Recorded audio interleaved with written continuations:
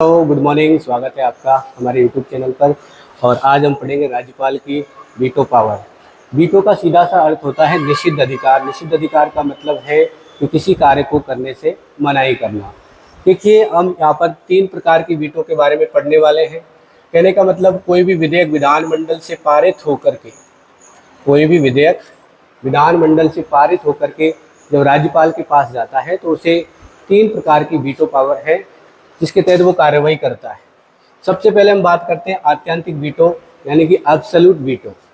कहने का मतलब ये है कि जब भी कोई विधेयक विधानमंडल से पारित होकर राज्यपाल के पास स्वीकृति के लिए जाएगा तो ऐसी स्थिति में राज्यपाल उस पर अस्वीकृति देने की अगर घोषणा करता है तो उस स्थिति को कहते हैं आत्यंतिक वीटो यानी कि एब्सोल्यूट वीटो। दूसरे नंबर पर हम बात करते हैं निलंबनकारी वीटो। इसका मतलब है सस्पेंसिव वीटो। कोई भी विधेयक राज्यपाल के पास स्वीकृति के लिए गया, राज्यपाल को लगता है कि इसमें कुछ कमियां हैं, कुछ खामियां हैं, तो वो चाहे तो एक बार विधानमंडल के पास उस विधेयक को पुनः विचार के लिए लौटा सकता है।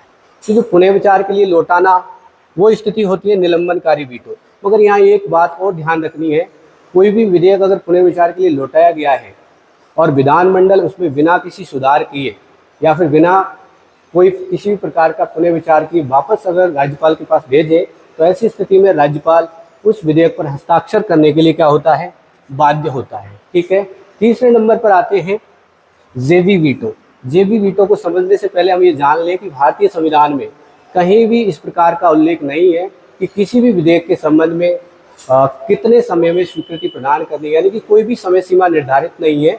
इसलिए राज्यपाल कई बार किसी विधेयक को अपने पास बिना कोई उस पर निर्णय लिए हुए अपने पास सुरक्षित रख लेता है। तो ऐसी स्थिति में उस पावर को कहा जाता है जेवी वीटो। Thank you. जय हिंद, जय भारत।